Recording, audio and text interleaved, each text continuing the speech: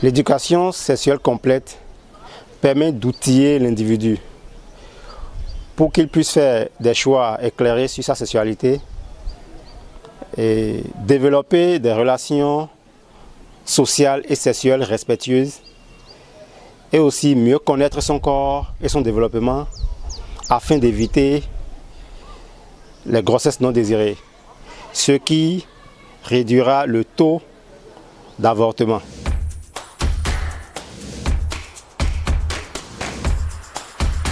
Il urge de former les sages-femmes et les acteurs professionnels qui exercent dans le domaine de santé et qui s'occupent de ces avortements. Il leur faut une formation pour pouvoir cadrer l'accès à l'avortement sécurisé. Nous avions aussi l'éducation sexuelle. Il faut éduquer les femmes sur l'avortement sécurisé, les manières par lesquelles elles peuvent avoir accès à ces services légaux. Nous avions aussi les mobiles cliniques qui consistent à déployer dans ces zones reculées des cliniques mobiles. Des cliniques mobiles qui vont permettre à ces femmes dans des zones rurales d'avoir accès à ces services de qualité sans pouvoir se déplacer. Nous avions aussi la téléconsultation, nous avions aussi l'accompagnement individuel. Il faut accompagner les femmes qui ont été victimes des avortements clandestins pour pouvoir les amener à comprendre la valeur et puis l'importance de l'avortement sécurisé et ce qui revient à leur santé. Nous avions aussi des groupes de soutien qu'il faut organiser dans ces zones rurales pour pouvoir maîtriser la population cible. Il y a les lobbying politiques, mener des actions de plaidoyer auprès des décideurs politiques. Nous avions aussi le renforcement des réseaux de femmes dans ces zones qu'il faut renforcer par des accompagnements spéciaux. Il y a le transport qu'il faut favoriser aussi dans ces zones au niveau des femmes qui veulent aller dans ces hôpitaux. Il faut les favoriser le transport pour avoir accès aux centres de santé de renom. Nous avions aussi la collaboration avec les leaders de la zone, de ces zones rurales. Il faut une collaboration avec la coalition pour pouvoir favoriser l'accès à ces services de l'avortement sécurisé.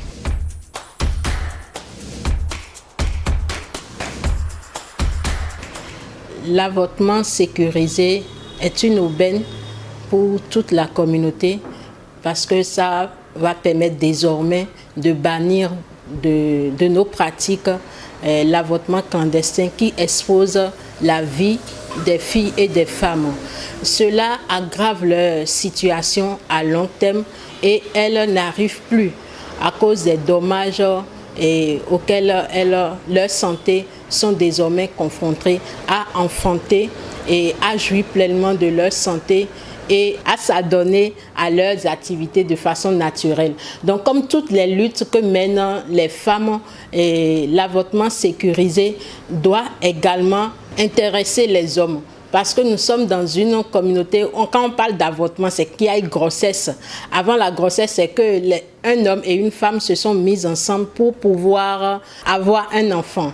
Donc les hommes forcément sont impliqués dans l'avortement sécurisé. Ils doivent être sensibilisés. On doit pouvoir leur montrer le bien fondé de ne plus exposer la vie de leur femme ou bien de leur fille aux avortements clandestins. On doit pouvoir également aller plus loin en les associant à toutes les étapes, leur montrer de la conception jusqu'à l'accouchement ce qu'est la vie de l'embryon et en exposant les femmes à des pratiques malsaines en matière d'avortement clandestin, ce que les femmes endurent et ce que ça peut générer également dans leur vie de couple. Donc, ce n'est que justice pour les femmes que les hommes soient impliqués, qu'au moment où les femmes, leur vie serait menacée, qu'un homme ou bien qu'un époux ne dise pas non, dans notre famille, ici on ne pratique pas l'avortement. Qu'il sache que c'est une décision sanitaire qui a été prise pour sauver la vie de sa femme et lui redonner confiance pour qu'à l'avenir elle puisse tomber enceinte. Cela va encourager également les femmes, parce que avoir le soutien d'un homme à côté qui l'accompagne dans ce processus, c'est un soutien vraiment psychologique qui pourrait lui permettre à l'avenir de tomber enceinte et puis d'enfanter dans de bonnes conditions. L'avortement sécurisé vient redonner espoir à toutes les femmes. Il faut dire que se donner à l'avortement est un tabou dans notre communauté. Et les filles ou bien les femmes après l'acte sont stigmatisées. Notre rôle dans la communauté est de les rassurer. Et comme toutes les luttes que nous menons, les hommes doivent être impliqués. Impliquer les hommes à l'avortement sécurisé n'est que justice que nous rendons à ces femmes qui ne seront plus d'ailleurs seules, mais qui auront désormais l'accompagnement des hommes pour leur rehausser leur morale et pour les accompagner pendant cette phase ou étape de leur vie. Les hommes doivent être impliqués par les séances de sensibilisation en leur montrant le bien fondé de l'avortement sécurisé, en leur montrant, en pratiquant l'avortement sécurisé, il y a une nette différence avec l'avortement clandestin que les femmes pratiquaient auparavant et qui les expose à la mort. Donc, les hommes, désormais, comme ils sont compagnons des femmes, ils sont leur écoute, ils pourront même dévancer les femmes dans les préjugés auxquels elles feront face dans la communauté en les défendant.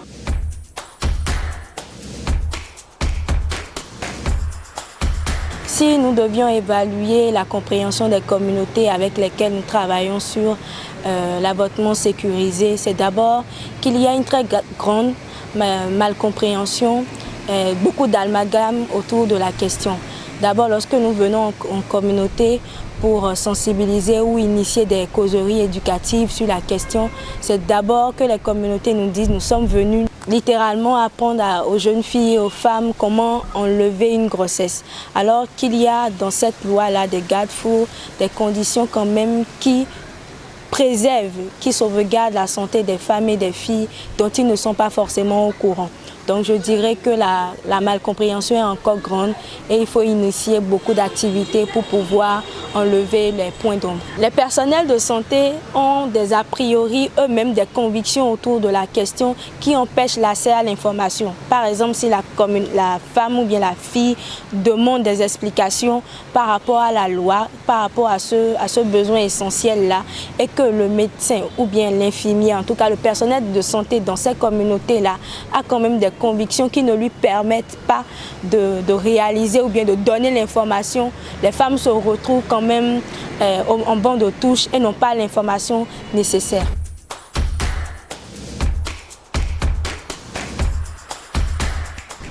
Pour garantir la confidentialité des femmes ayant recours à l'avortement, il est essentiel d'adopter des lois strictes sur les données personnelles. Les établissements ou les centres de santé doivent mettre en place des protocoles et former le personnel. Enfin, des canaux d'anonymes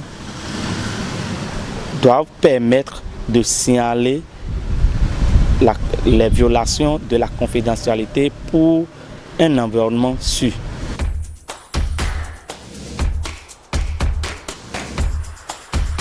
Il s'agira de renforcer les plateaux techniques des hôpitaux ou des centres de santé. Il faut recycler les pratiquants de la santé.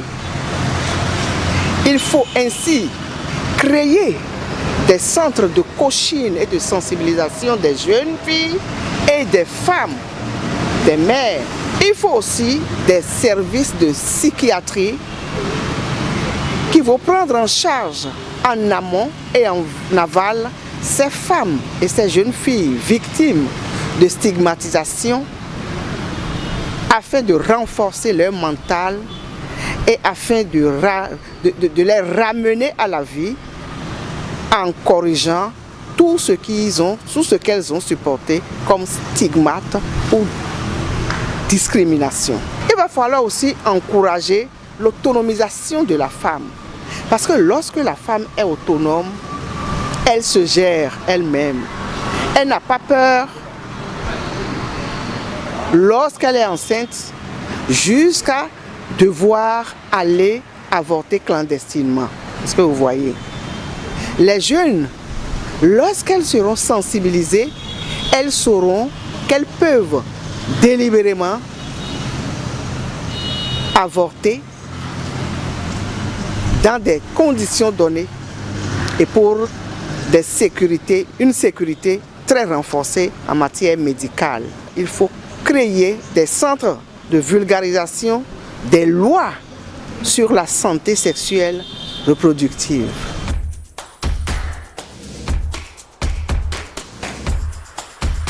Pour remédier, plusieurs stratégies sont mises en place. Nous pouvons parler premièrement de l'éducation. L'éducation est primordiale. Nous pouvons aussi demander à ce que la sexualité soit inscrite dans l'éducation scolaire. Les enfants doivent apprendre ces trucs et que ça ne soit pas une histoire taboue pour eux. Nous pouvons parler de la formation des prestataires de santé qui est également cruciale,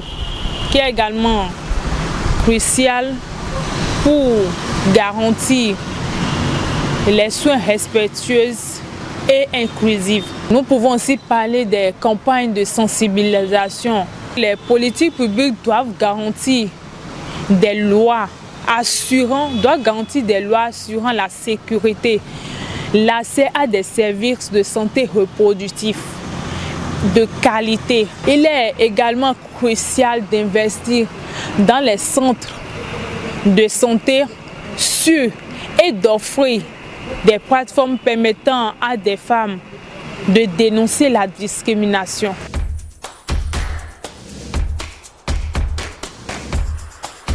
Pour mieux renforcer le domaine de la santé reproductive au Bénin et pour réduire le nombre d'avortements non sécurisés, cette coalition-là pourra déjà travailler prioritairement à renforcer le plaidoyer au niveau des décideurs ou des gouvernants du Bénin. Et deuxième action prioritaire, c'est que cette coalition va maintenant accentuer ses actions et ses efforts sur la sensibilisation de masse et une sensibilisation également spécifique sur la cible prioritaire que constituent les filles et les femmes, celles-là même qui sont concernées par l'avortement médicalisé ou sécurisé. La sensibilisation de masse pourra donc permettre d'informer les membres de la famille ou les autres membres de la communauté qui ne sont pas des filles et des femmes sur l'accompagnement et le comportement qu'ils doivent avoir pour que les filles ou les femmes, lorsqu'elles sont dans ces genres de situations-là, puissent mieux connaître les orientations à suivre et puissent accepter réellement la situation et ne surtout pas prendre une grossesse comme une fin à soi pour ne pas surtout aller au suicide, puisque l'avortement sécurisé serait en ce moment-là une option.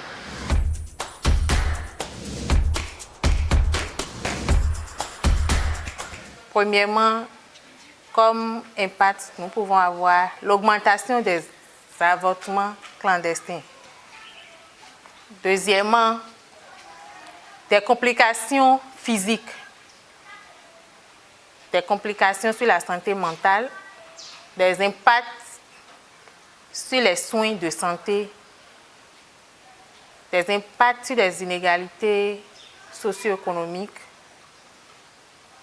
et aussi des conséquences pour les enfants. Si nous abordons le premier impact, l'augmentation des avortements clandestins, lorsque l'accès à l'avortement légale est limitée, par exemple, les femmes peuvent recourir à des méthodes dangereuses pour interrompre une grossesse, ce qui peut entraîner des complications. Sur le plan mental, les femmes forcées à mener à terme une grossesse non désirée peuvent éprouver des troubles psychologiques tels que l'anxiété, la dépression et le stress post-traumatique. Au niveau des impacts sur les soins de santé, les systèmes de santé peuvent être surchargés par des complications des avortements non sécurisés. C'est-à-dire les gens commettent leur avortement de façon clandestine et puis les cas sont compliqués et on leur amène ça. On peut noter aussi des inégalités socio-économiques, c'est-à-dire les restrictions à l'avortement touchent souvent de manière disproportionnée les femmes et de mieux peut les défavoriser, surtout les femmes qui sont en milieu rural. Donc en résumé, les restrictions à l'avortement sûr et légal ont des répercussions profondes sur la santé physique, mentale des femmes et des filles, ainsi que sur les systèmes de santé et peut provoquer des inégalités d'ordre social.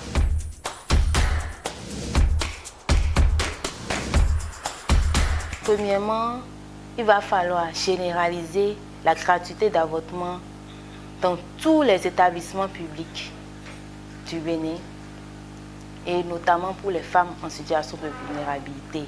Ensuite, il va falloir encourager les structures privées à proposer des services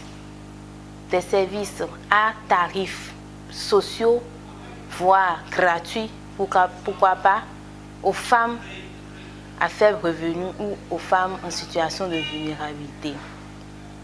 Et aussi, il va falloir améliorer la couverture sanitaire, élargir la couverture d'assurance maladie pour les femmes en situation de vulnérabilité, inclut l'assurance maladie pour les femmes en situation de vulnérabilité. Il va falloir aussi créer des fonds dédiés pour subventionner les coûts des avortements sécurisés pour les femmes en situation de vulnérabilité. Il va falloir réfléchir à comment développer une offre à proximité, c'est-à-dire multiplier des services de santé spécialisés ou multiplier des unités mobiles de santé pour pouvoir rapprocher ces unités mobiles-là aux femmes vulnérables, spécialement pour les femmes qui sont dans les zones rurales.